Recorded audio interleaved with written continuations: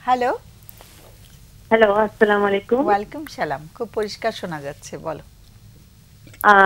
Ma'am, আসলে আমি phone দিলাম। আমার 2008-এ হুম। আমি যখন ইন্টারে পড়ি, হ্যাঁ। তো আমার আমার মামাতো ভাইয়ের সাথে রিলেশন হয়। আচ্ছা।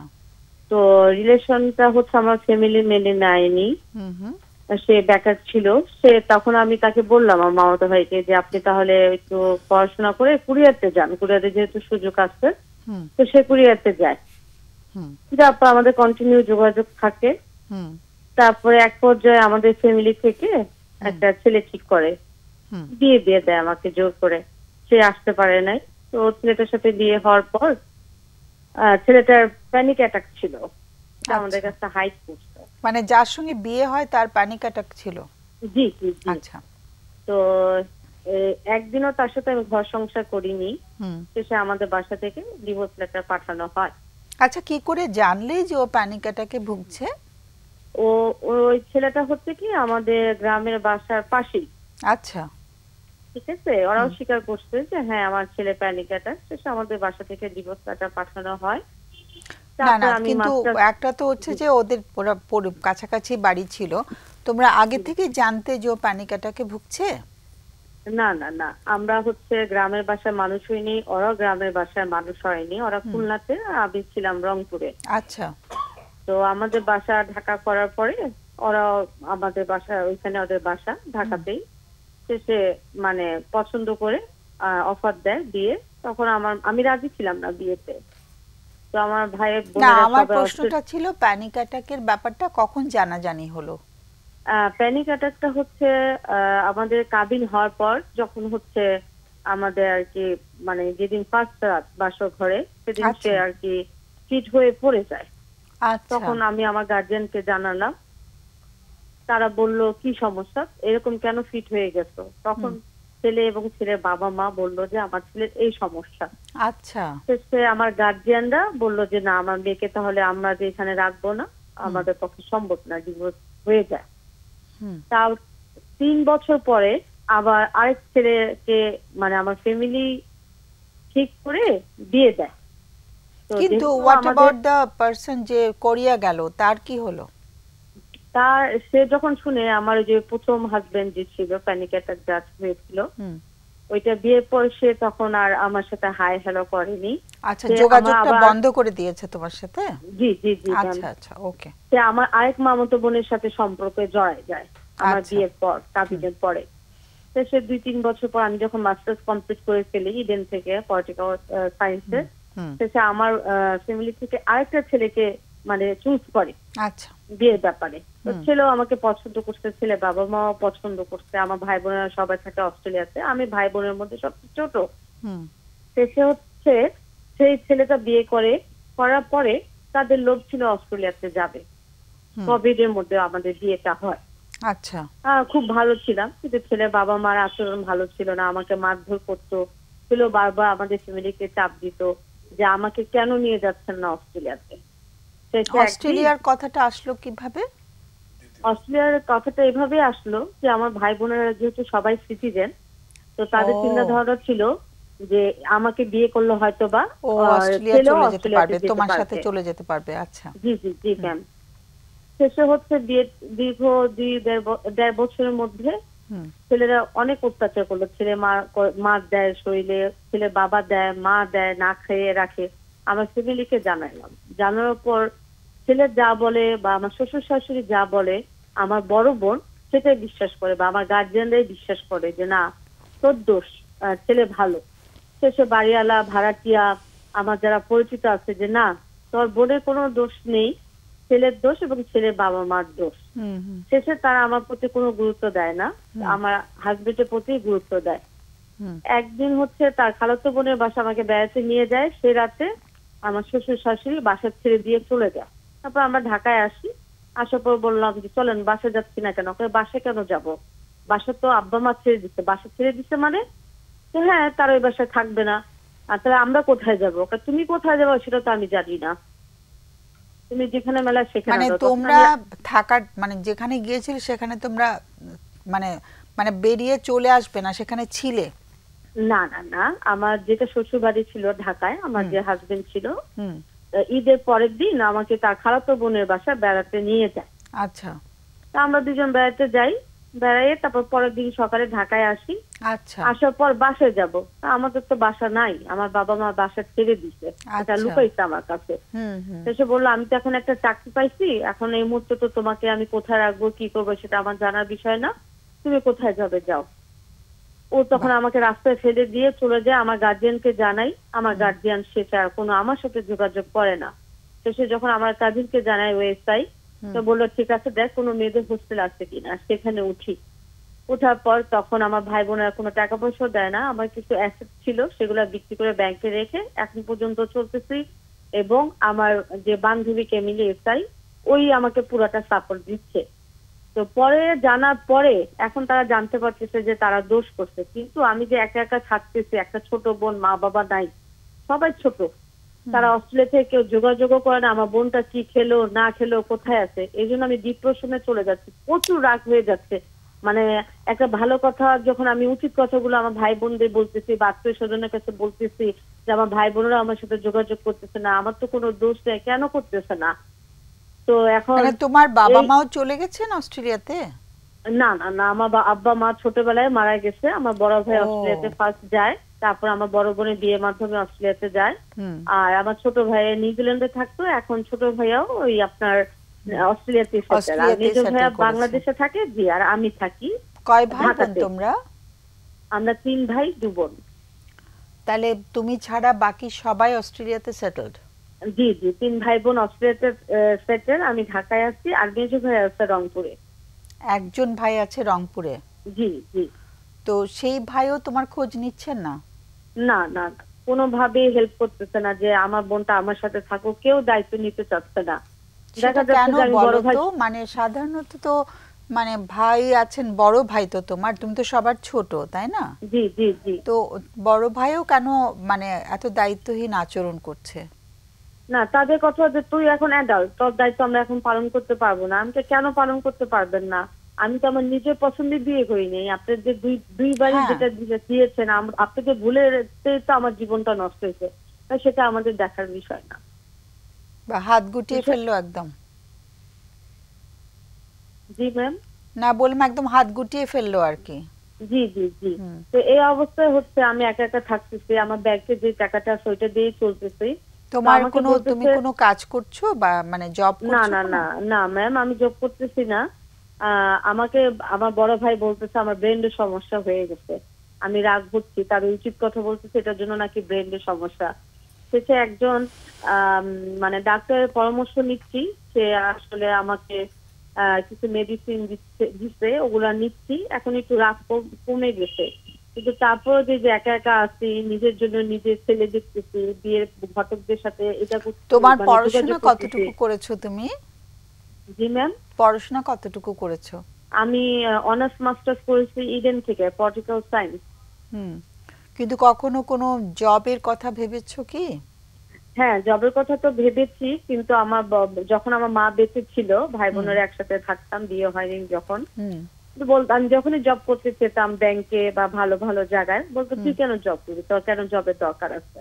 তারপরে আমি রবীন্দ্রসঙ্গীতের উপর ললিত করা থেকে অনার্স করেছি, অনার্স মাস্টার্স করেছি, বাহ। তারপর সংবাদ উপস্থাপনাও করেছি, বিভিন্ন সংস্থার সাথে জড়িত ম্যাম। আচ্ছা, তাহলে তো কিন্তু তুমি আমি এখন অ্যাক্টিভ মানতে আছো। পারতেছি, হ্যাঁ। জি জি জি, আমি এখন মানতে পারতেছি না যে আমার ফ্যামিলি কেন আমার সাথে যোগাযোগ করতেছে না, এটাই আমার কষ্টটাকে ভিতরে জ্বলে পড়ে মানে শেষ করে দিচ্ছে। আর আমি মনে হচ্ছে যে আমি কি করব, আমি কোথায় থাকবো, একটা বিষণ্ণতা, আর হচ্ছে আর এখন আমি কি আবার কি বিয়ে করে সেটেল হবো কিনা, এটা আপনাদের কাছে প্রশ্ন, কোনটা করলে ভালো হবে এখন স্যার? তোমার বয়স কত? আমার রানিং বয়স চলতেছে 38। 38। ওকে। জি ম্যাম। হ্যাঁ। তো মানে তুমি আবার বিয়ে করে সেটেল ডাউন করবে কিনা সেই মানে উত্তরটা এখান থেকে দেওয়া তো একটু মুশকিল। আমরা তো সিদ্ধান্ত দেই না এই এই জায়গা থেকে কখনো, ওটা আমাদের এথিক্যাল স্ট্যান্ডার্ডের বাইরে। তো আমরা হয়তো আলোচনা করব, সেটা তুমি শুনতে পারো। তাহলে তোমার জি ম্যাম। প্রশ্নটা হচ্ছে যে তুমি এখন মানে বিয়ে করে সেটেল ডাউন করবে কিনা। আরেকটা প্রশ্ন ছিল, দুটো প্রশ্ন করেছিলে। জি ম্যাম বলেন। বিষণ্ণতা থেকে কি করে বেরোবে সেটা? জি জি, বিচ্ছুরণ আচ্ছা, থেকে কিভাবে বের হব, আর আমি যেন হঠাৎ করে কারোর উপর রাগটা না হই, এটার জন্য কি করতে হবে? রাগ তো আমাদের খুবই কমন একটা ইমোশন, তাই না? বেসিক জি ইমোশন অ্যাঙ্গারটা। কিন্তু তুমি কি অনেক রেগে যাও? রাগ করে কি তুমি অনেক শাউট করো, অনেক বেশি দুর্ব্যবহার করে ফেলো, তাই করো কি? রাগ তো আমাদের জি সবারই জি জি আছে জি কম না, বেশি। জি ম্যাম, আমি সবার সাথে না, আমার বড় ভাই, আমার বড় আপুর সাথে ওরা যখন আমাকে উল্টাপাল্টা কথা বলে, হুম। তখন আমি প্রচুর ওদের উত্তেজিত হয়ে রাগারাগি করি, কি ইভেন করো বকাও তুমি? দেই। চিৎকার করো আর কি করো? না না, অনেক কিছুই বকা দেই, তোদের জন্য আমার জীবনটা নষ্ট হলো, তোরা এই কি তো পাইছে মানে দেখো না। তুমি জি কথা জি জি দিয়ে রাগটা প্রকাশ করো, তাই না? জি ম্যাম। শারীরিক ভাবে তো কাউকে আঘাত করছো না। না না না হ্যাঁ, ম্যাম। মানে রাগ করে অনেক কিছু বলে ফেলো আর কি, তাই তো? জি জি। ওকে, তুমি একটু লাইনে থাকো, আমাদের অতিথিদের প্রশ্ন আছে কিনা দেখছি। হ্যাঁ, তোমাদের কারো কোনো ওকে প্রশ্ন ম্যাম, আছে? Thank you. আচ্ছা, আমি একটু জানতে চাই যে কি নিয়ে সমস্যাটা চলছে ভাই বোনদের সাথে আপনার পক্ষে? আচ্ছা, এমন একটা মানুষও কি আছে ফ্যামিলিতে, ভাই বোন না হলেও আপনার মামা অথবা চাচাদের ফ্যামিলিতে কেউ কেউ কি বুঝে আপনার কথা, আপনাকে সাপোর্ট দেয়? না, আমার আত্মীয় স্বজন কেউ আমাকে সাপোর্ট দেয় না। আমার ওই যে বান্ধবী কেমিলি এসআই, ও রাজশাহীতে আছে, ওয়ান থেকে আমরা একসাথেই রংপুরে মানুষ হয়েছি, একসাথে পড়াশোনা করছি। ওই আমার শুভাকাঙ্ক্ষী, ওই আমাকে টেক কেয়ার করে, ভালো মন্দ সাজেশন দেয়। ওই আমাকে খাইলি কিনা, বা কোথায় আছিস, ঘুমাইছিস কিনা, রাতে খাবার খাইছিস কিনা, কি করতেছিস, ভালো মন্দ ওই পরামর্শ দেয়। এবং ওর ওর মানে প্রেরণায় আমি বেঁচে আছি, এবং আচ্ছা, ওর কথাবার্তি বলাতে ও আমাকে যে যোগাযোগ করতেছে, এই সাহসে আমি এই পর্যন্ত আসতেছি। আচ্ছা, ভালো যে একটা মানুষ অন্তত আছে। তো পরিবারের ভিতরে হলে পরিবারের সাথে বার্গেনিং করা হয় তবে একটু সুবিধা হতো, রাগারাগি না করে। তো এখন প্রশ্নটা হচ্ছে, আহ, আপনি নিজে কি চিন্তা করেছেন, কোনটাকে আপনি প্রায়োরিটি দিয়ে সামনের দিনগুলোতে চলবেন? এখন আমার মনে হচ্ছে যে অস্ট্রেলিয়ার কিছু ছেলের প্রপোজাল আসছে আমার জন্য। তো আমার থেকে একটু এজ আরো বেশি। তো আমার ভাই বোনেরা চায় না যে আমি অস্ট্রেলিয়াতে যাই। তো এখন আমাকে যেহেতু একটা লাইফে আসতে হবে, হুম। তো আমার মনে হচ্ছে যেহেতু একটা প্রপোজাল আসছে, অস্ট্রেলিয়ায় যে সেটেল হওয়া ভালো। ওইখানে আমার বড় ভাই বোনেরা যোগাযোগ করুক বা না করুক, কিন্তু আমি তো একটা হাজবেন্ড পাবো, বা তারা যে আমার আশেপাশে আছে এই সাপোর্টটা পাবো, এটা চিন্তা ধারণা করতেছি। মানে আমি একটু জানতে চাচ্ছি, প্রপোজালটা কি তোমাকে সরাসরি দিয়েছে ছেলেটা? না না না, সে প্রপোজাল দেয় নাই, ওই একজন মিডিয়ার মাধ্যমে কারোর প্রপোজালটা মাধ্যমে? আসছে। আচ্ছা আচ্ছা, জি জি। ওকে। না, এ তো সুন্দর, আপনি চিন্তা করতে শুরু করেছেন। আমার মনে হয় আপনার আমরা চিন্তাটা পরে চালিয়ে আমরা যান। আলোচনা করি। হ্যাঁ, কিন্তু যেই সমস্যাটা, অ্যাডজাস্টমেন্টের যে প্রবলেম হচ্ছে, সেটা কেউ পাশাপাশি যদি সলভ করা যায়, আমরা আমরা যেটা পরে পরে আলোচনা আলোচনা। করব। জি আমার স্যার, একটা আমার প্রশ্ন একটা আপনার আছে। কাছে প্রশ্ন ছিল। হুম। সেটা হচ্ছে, 3 ভাই আমরা 2 বোন, 3 ভাই বড়, আমরা 2 বোনই ছোট, এবং সবাই ছোট আমি, সবাই প্রচুর আদরের ছিলাম। হুম। মা মারা যাওয়ার পর থেকে তারা বিয়ে দেওয়ার পর, মানে তারা আর যোগাযোগ করতেছে না। মানে আমি নিজেকে শেষ করে ফেলতেছি, নিজেকে আর মানে টিকে রাখতে পারতেছি না, যে মা বেঁচে থাকা পর্যন্ত তো তারা আমার সাথে যোগাযোগ করতো, ভালো সম্পর্ক ছিল। এখন কেন তারা যোগাযোগ করে না? এরকম তো আমাদের বাংলাদেশে বা আমাদের যেরকম কালচার, সেরকম তো আসে না তাদের আচরণগুলো। হুম। তবে এটা বোঝা দরকার যে কেন এটা করছে। আপনার কি মনে হয় সেটা নিয়ে তাহলে, এই জন্যই বলছিলাম যে আপনাদের গ্রেটার ফ্যামিলিতে, বড় ফ্যামিলিতে কেউ আছে কিনা যে বুঝবে, তার সাথে আপনি একটু যদি না না যোগাযোগ। না, আসলে সবাই সবাইকে নিয়ে ব্যস্ত। সবাইকে এই অভিযোগগুলো আপনাদের যেভাবে বললাম, সবাইকে, আমার ছোট কাকা, আমার মামা, সবাইকে বলছি। সবাই বলে তোর তো গার্জিয়ান আছে, তোর ভাই বোনেরা, আমরা কি করব? সেটাই, ভাই বোনদের বললে দায়িত্ব বলে কেউ যে নিতে না, আমাদের চাচ্ছে না। সংসার হয়ে প্রশ্ন গেছে, আছে? আমাদের পক্ষে সম্ভব না। আমার একটা প্রশ্ন আছে। এই যে আপনি পরিবারকে এত চাচ্ছেন, এর মানে কিন্তু আপনি আপনার পরিবারকে ভালোবাসেন এবং ভাই জি বোনই ম্যাম। দিনের শেষে থাকে।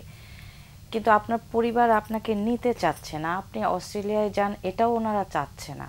মানে জি জি। আপনার প্রতি এই নেগেটিভ এতটা হবার স্পেসিফিক্যালি কারণটা কি, আপনার কি মনে হয়?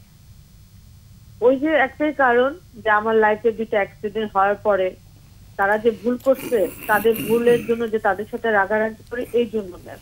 আচ্ছা, মানে আপনার জীবনের যতগুলো দুর্ঘটনা এটার জন্য আপনি ওনাদেরকেই ব্লেম করেন, এই জিনিসটা ওনারা শুনতে চায় নাই তো? জি ম্যাম।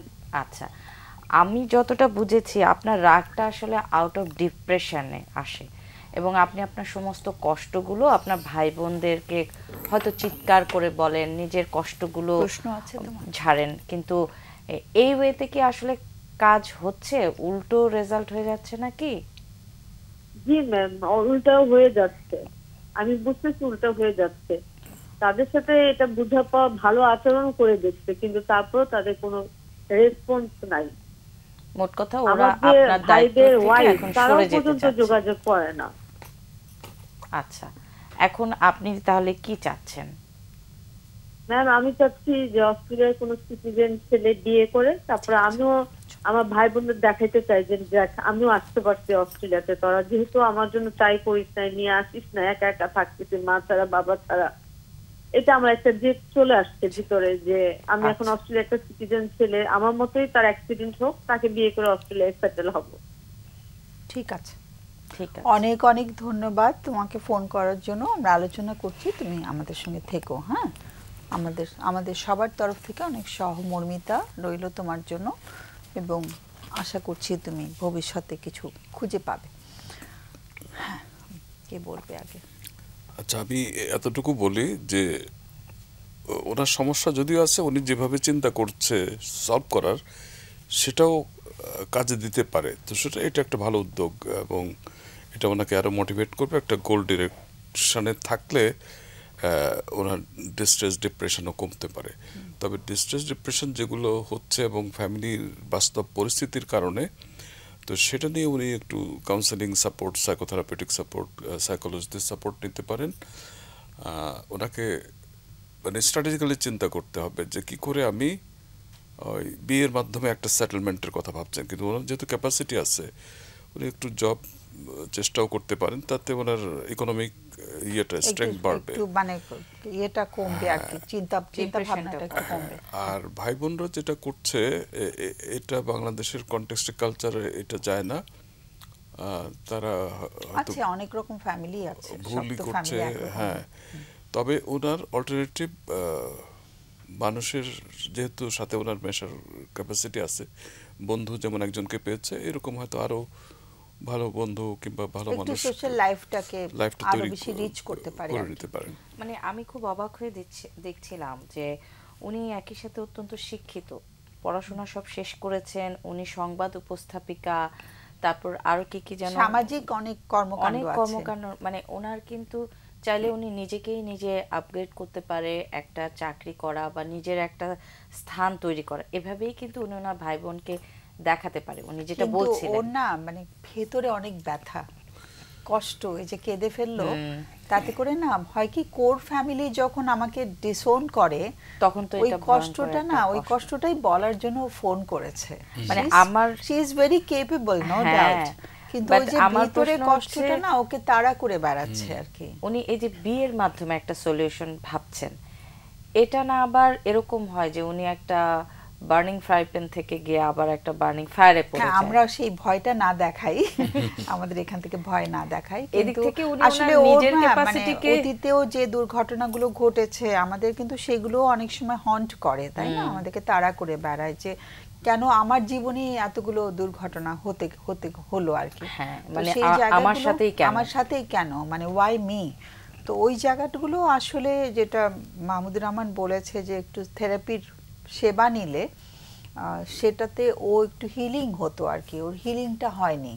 যে সমস্ত কেউ নেই ব্যথা, তো যে সমস্ত কাছে। ব্যথা পেয়েছে, মানে মানে আমরা হয়তো লজিক্যালি বলছি যে শি ইজ কেপেবল, হ্যাঁ, ও কিন্তু শি ক্যান ম্যানেজ হারসেলফ, কিন্তু কথা হচ্ছে যে ওর যে ভিতরে যে ইমোশনাল যে একটা বার্নিং হচ্ছে, সেটাকে সে কোনোভাবে হ্যান্ডেল করতে পারছে না আর ওইটা কি। ক্লিয়ার সেই হলে কষ্টটা বোধহয় একটু লাঘব হতে পারতো যদি ও কারোর সাথে একটু মন খুলে বসতো। কথা বলতে পারতো, ও যদি একটু থেরাপিউটিক হেল্পটা নিত আর কি। সেটা খুব বেশি মনে হচ্ছিল ওর ক্ষেত্রে। এমনিতে তো মনে হচ্ছে যে সব দিক থেকে খুবই ইমপ্রেসিভ ও।